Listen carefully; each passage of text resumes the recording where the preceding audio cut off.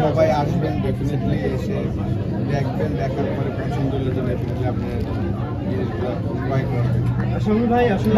ভাই অধিনায়ক শান্ত বারবার ব্যর্থ হচ্ছে এবং ঘরোয়া লিগ ছোট বড় যেটা বিপিএল এ 8টা ম্যাচ যাকে দিয়ে পানি টানানো হয়েছে এরকম একটা কথা বলে দর্শকরা, যে তাকে অধিনায়ক করে আসলে চ্যাম্পিয়ন ট্রফিতে খেলানো, এই বিষয়টা আপনি কোনভাবে দেখেন? দেখেন, ফরম্যাটটা বুঝতে হবে। আমাদের সবার সাধারণ মানুষ বলেন বা মিডিয়া, আমরা সবাই কিন্তু ফরম্যাট না বুঝেই আমরা কথা বলছি।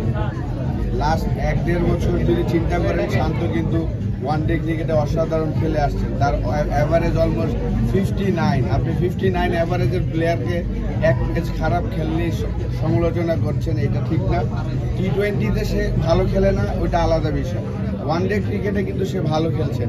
তো আমরা সাধারণ মানুষ একটা ফরম্যাট ভালো না খেললে আরেক ফরম্যাটে আরেক সমালোচনা করি।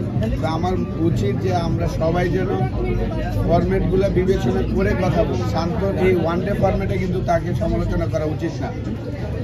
বিশেষ করে মাহমুদুল্লাহ মুশফিক দুজন সিনিয়র খেলোয়াড় বারবার ব্যর্থ হচ্ছে। মাহমুদুল্লাহর কথা বলছেন, আপনি খেলাই দেখেন না, এইটাই হলো বড় প্রবলেম। এক ম্যাচ আগে 4টা ইনিংসে সে 50 করেছেন, 98 নট আউট। তো 4টা ইনিংসে একটা ছেলে আপনার 50+ রান করছেন, আর একটা ইনিংসের জন্য আপনারা বলছেন তার রিটায়ার করা উচিত। এই ভাই, আচ্ছা আপনারা কি ভাই আপনি বলতে থাকেন, মিডিয়ার বাইরে কথা বলবেন না ভাই প্লিজ।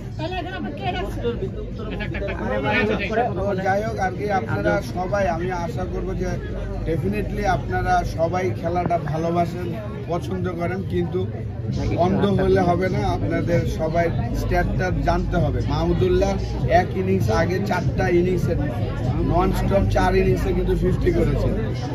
এক ইনিংস খারাপ খেলার পরেই যদি সমালোচনা করেন তাহলে তো হবে না। সামনের ম্যাচগুলোর জন্য বাংলাদেশের আমরা সম্প্রতি একটা বিষয় দেখেছি, আফগানিস্তান আমাদের থেকে একটা সময় খারাপ খেলতো, তারা ডে বাই ডে উন্নতি হচ্ছে, কিন্তু বাংলাদেশ দল একটা ম্যাচ যখন হেরে যায় তখন বলে যে আমরা আরো কিছু শিখবো, এখান থেকে অনেক কিছু শেখার আছে। কিন্তু এই শেখার শেষটা কখন শিখবে আসলে এটা আপনার কাছ থেকে আমরা জানতে চাই, যেহেতু আপনি বাংলাদেশ দলের অধিনায়ক ছিলেন।